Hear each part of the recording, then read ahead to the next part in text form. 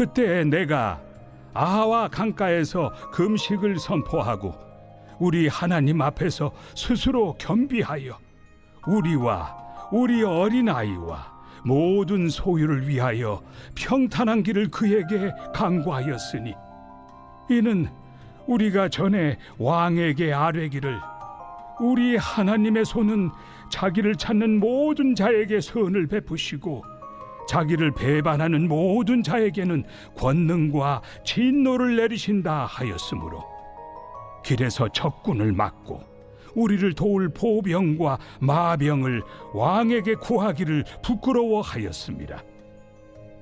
그러므로 우리가 이를 위하여 금식하며 우리 하나님께 간구하였더니 그의 응낙하심을 입었느니라. 그때 내가 제사장의 우두머리들 중 12명 곧 세레비아와 하사비아와 그의 형제 10명을 따로 세우고 그들에게 왕과 모사들과 방백들과 또 그곳에 있는 이스라엘 무리가 우리 하나님의 성전을 위하여 드린 은과 금과 그릇들을 달아서 주었으니 내가 달아서 그들 손에 준 것은 은이 650달란트요 은 그릇이 100달란트요 금이 100달란트며 또 금잔이 20개라 그 무게는 1000다리기요 또 아름답고 빛나 금같이 보배로운 녹그릇이 2개라 내가 그들에게 이르되 너희는 여호와께 거룩한 자요 이 그릇들도 거룩하고 그 은과 금은 너희 조상들의 하나님 여호와께 즐거이 드린 예물이니 너희는 예루살렘 여호와의 성전 골방에 이르러 제사장들과 레위 사람의 우두머리들과 이스라엘의 족장들 앞에서 이 그릇을 달기까지 삼가 지키라. 이에 제사장들과 레위 사람들이 은과 금과 그릇을 예루살렘 우리 하나님의 성전으로 가져가려 하여 그 무게대로 받으니라. 첫째 달 12일에 우리가 아하와 강을 떠나 예루살렘으로 갈새 우리 하나님의 손이 우리를 도우사 대적과 길에 매복한 자의 손에서 건지신지라. 이에 예루살렘에 이르러 거기서 3일간 머물고 제사일에 우리 하나님의 성전에서 은과 금과 그릇을 달아서 제사장 우리아의 아들 무레못의 손에 넘기니 비느하스의 아들 엘르아살과 레위 사람 예수아의 아들 요사밧과 빈누이의 아들 노아디아가 함께 있어 모든 것을 다 세고 달아보고 그 무게의 총량을 그때 기록하였느니라. 사로잡혔던 자의 자손 곧 이방에서 돌아온 자들이 이스라엘의 하나님께 번제를 드렸는데 이스라엘 전체를 위한 수송아지가 12마리요 또 순양이 96마리요 어린 양이 77마리요 또 속죄제의 순념소가 12마리니 모두 여호와께 드린 번제물이라. 무리가 또 왕의 조서를 왕의 총독들과 유브라데 강 건너편 총독들에게 넘겨주매 그들이 백성과 하나님의 성전을 도왔느니라. 샬롬, 2025년 11월 12일 아름빛 바이블 키트입니다. 오늘은 에스라 8장 21절부터 36절을 함께 묵상해 보겠습니다. 오늘 본문은 아하와 강가에 모인 이스라엘 귀환 공동체가 예루살렘을 향한 약 1500km의 위험한 사막 여정을 앞둔 시점에서 시작됩니다. 이들은 바사왕의 관대한 지원으로 막대한 양의 금은 보화를 성전에 봉헌하기 위해 운반해야 했습니다. 당시의 도로에는 노상 강도가 만연했기 때문에 무방비 상태의 순례자 행렬은 너무나도 매력적인 표적이었습니다. 이처럼 현실적인 위협이 눈앞에 도사린 상황에서 대부분의 사람들은 안전장치를 찾기 마련이지요. 우리도 때때로 하나님을 믿는다 하지만 현실의 위기 앞에서 하나님보다 내 보험을 더 먼저 확인할 때가 있지 않습니까? 그런데 에스라는 이 상식적인 선택을 하지 않습니다. 그는 왕에게 호위대를 요청하지 않고 오히려 금식을 선포하고 기도하기 시작합니다. 온전히 하나님의 보호하심에 의지하기로 결정한 것입니다. 수천 명의 생사와 공동체의 운명이 걸린 이 일에서 에스라가 이런 모습을 보여준 것은 일종의 모험일 수 있는데요. 이런 에스라의 선택은 그의 믿음을 공개적인 시험대에 올려놓는 일이었고, 그가 선포한 하나님의 손이 과연 진짜 능력인지 공동체의 생존을 통해 증명되어야 하는 선택이었습니다. 본문 전체를 함께 살펴보겠습니다. 본문은 세 단락으로 구성되어 있는데요. 먼저 21절부터 23절에는 하나님의 손을 의지하는 에스라의 모습을 보여줍니다. 앞서 설명드린 대로 에스라의 여정 준비는 군대를 소집하거나 전략을 짜는 대신에 무릎을 꿇고 금식을 선포하는 것으로 시작되었습니다. 왜 그랬을까요?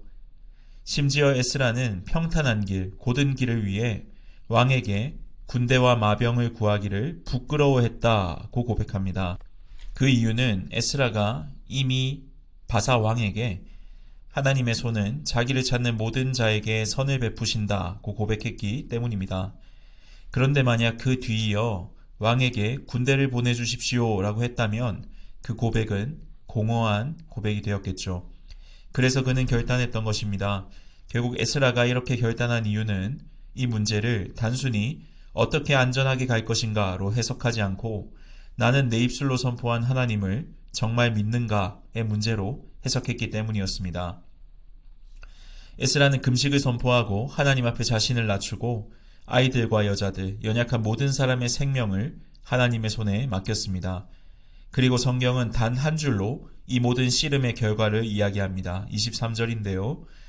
우리가 이를 위하여 금식하며 우리 하나님께 간구하였더니 그의 응낙하심을 입었느니라. 하나님께서 응답하셨습니다. 하나님께서는 에스라의 믿음의 결단, 공동체의 기도를 공허한 외침으로 두지 않으셨습니다. 오늘 첫 번째로 우리의 삶이 우리가 입으로 증언하는 하나님에 대한 믿음을 어떻게 반영하고 있는지 되돌아봤으면 좋겠습니다. 우리 역시 하나님을 신뢰한다 말하지만 실제 결정할 때에는 하나님 외에 다른 것을 의지할 때가 많은 것을 보게 됩니다. 돈이나 경험, 인맥, 혹은 내가 스스로 들어놓은 보험이라 생각할 만한 것들 말입니다. 에스라는 자신의 증언이 삶의 선택과 일치해야 함을 보여줌으로써 믿음의 진정성이란 말과 행동의 일관성 속에서 증명된다는 사실을 일깨워줬습니다. 결국 현실의 위협과 어려움보다 더 무서운 것은 믿는다는 말과 믿는다는 사람의 삶이 일치하지 않을 때 오는 공허함일 것입니다.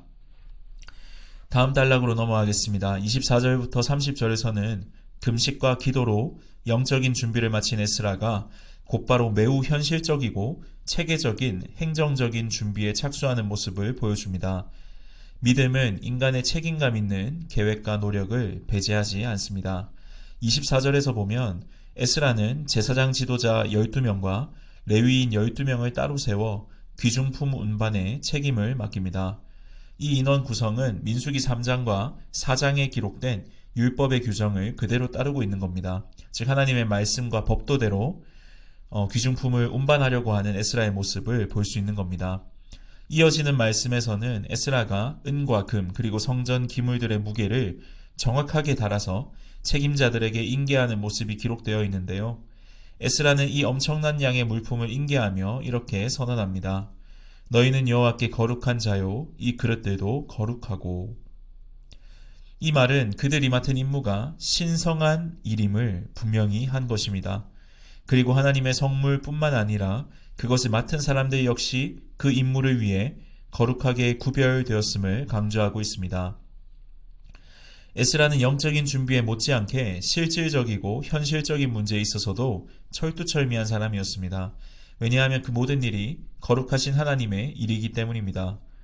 우리가 에스라의 모습을 통해 계속해서 보게 되는 것은 믿음은 하나님이 하시니까 우리는 대충 해도 된다가 아니라 하나님이 거룩하시니까 우리는 더 신실해야 한다는 것이죠. 내게 있는 모든 것이 하나님께서 주신 것이라면, 내게 주신 모든 일이 하나님이 주신 일이라면 하나님께서 우리에게 주신 것들, 그것이 시간이든 재능이든 돈이든 아니면 관계든 직업이든 그것의 양이나 질이 중요한 것이 아니라 주신 것을, 주신 만큼을 어떻게 관리하느냐가 우리가 하나님을 어떤 분으로 대하는지를 증명한다는 것입니다. 우리는 하나님을 거룩하다 생각하는 만큼 신실할 것이고 그렇지 않다면 신실하지 못할 것입니다. 즉 하나님을 믿는다고 하는 우리의 믿음을 달아볼 수 있는 아주 좋은 증거는 하나님이 내게 주신 것을 얼마나 성실하게 다루고 있는가 라는 점을 기억했으면 좋겠습니다. 마지막입니다. 31절부터 36절에 보면 약 4개월에 걸친 길고 험난한 여정의 끝을 기록하고 있습니다. 재밌는 것은 성경이 여정의 고난이나 모험에 대해서는 1절 말하고 있지 않다는 점입니다. 왜냐하면 에스라가 강조하고 싶은 것은 여정의 난이도가 아니라 하나님의 신실하심이기 때문입니다. 성경은 이렇게 요약합니다. 31절인데요. 우리 하나님의 손이 우리를 도우사 대적과 길에 매복한 자의 손에서 건지신지라.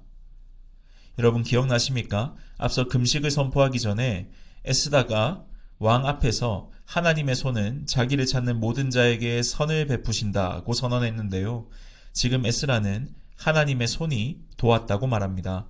즉 에스라는 이들이 순탄하게 예루살렘에 오게 된 것을 금식과 기도에 대한 응답으로 보고 있는 것입니다. 그리고 임무를 완수한 귀한 공동체는 이스라엘의 하나님께 번제를 드립니다. 인간의 의무도 성실하게 수행하죠.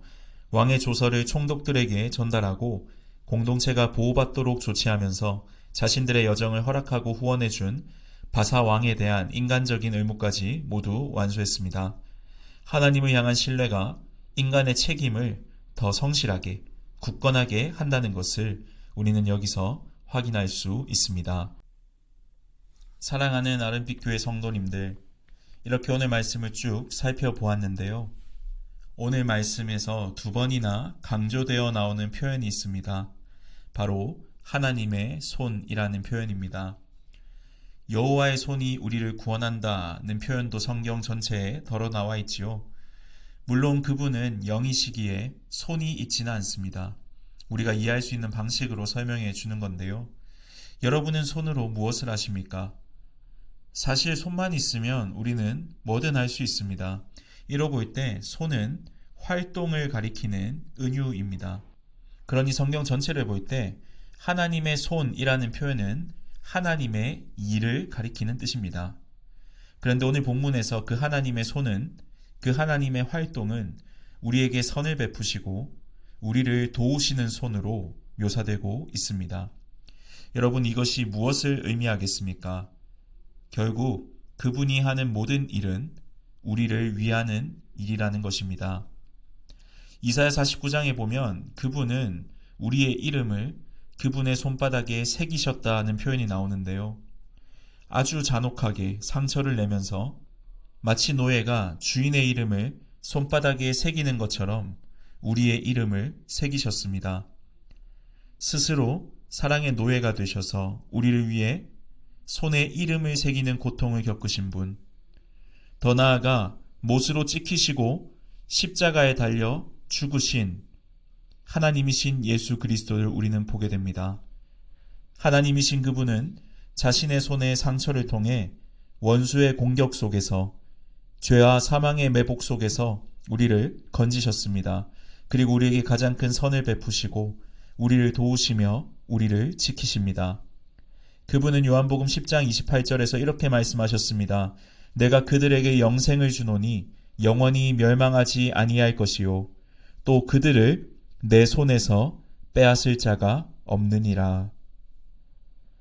우리가 겪는 위기보다, 우리의 연약함보다, 우리가 세워놓은 안전장치보다 더 확실한 손이 있습니다. 바로 하나님의 손, 예수 그리스도의 손, 십자가에 못 박힌 그 손이 우리 위에 계십니다. 우리를 붙잡고 계신 그 손은 우리가 붙잡고 있는 손보다 훨씬 강합니다. 그러니 오늘 이 하나님의 손을 의지하고 경험하는 복된 하루 되시길 소망합니다.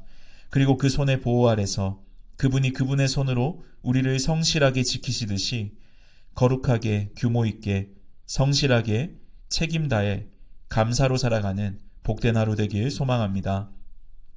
오늘 이 백성들이 마침내 하나님의 손의 보호 아래에서 예루살렘에 들어가 하나님을 예배하고 번제를 드렸듯이 이 땅의 수고와 고통을 마친 뒤 우리를 반드시 새 예루살렘으로 이끄시고 가장 안전한 그곳에서 하나님을 온전히 예배하게 하실 하나님의 손, 그 신실한 손을 기억하고 넉넉히 이 땅의 수고를 기쁨으로 감당하는 저와 여러분 되길 간절히 소망합니다. 함께 기도하겠습니다. 사랑과 은혜가 풍성하신 하나님 아버지, 오늘도 우리의 삶을 붙드는 하나님의 손을 바라보게 하시니 감사합니다. 우리가 위기와 두려움 앞에서 사람의 힘, 사람의 손, 인간의 안전장치, 우리의 계산을 먼저 찾을 때가 많았음을 고백합니다. 오늘 에스라처럼 하나님을 먼저 의지하는 믿음을 주옵소서. 주님, 우리를 위해 상천하신 그 손, 십자가에서 못 박히신 그 손이 지금도 우리를 붙들고 계심을 믿습니다. 그 손에서 우리를 빼앗을 자가 없음을 고백합니다. 그러니 오늘 하루 걱정 대신에 신뢰하게 하시고 두려움 대신에 기도하게 하시고 게으름 말고 성실하게 하여 주옵소서. 하나님이 거룩하시기에 우리도 맡겨진 삶을 거룩하게 정직하게 감사로 감당하게 하옵소서. 마침내 이 땅의 여정이 끝나는 날 새 예루살렘에 이르기까지 우리의 걸음을 붙드시는 신실한 하나님의 손만 의지하고 거룩하고 성실하게 하루하루 걸어가게 하옵소서. 예수님의 이름으로 기도합니다. 아멘.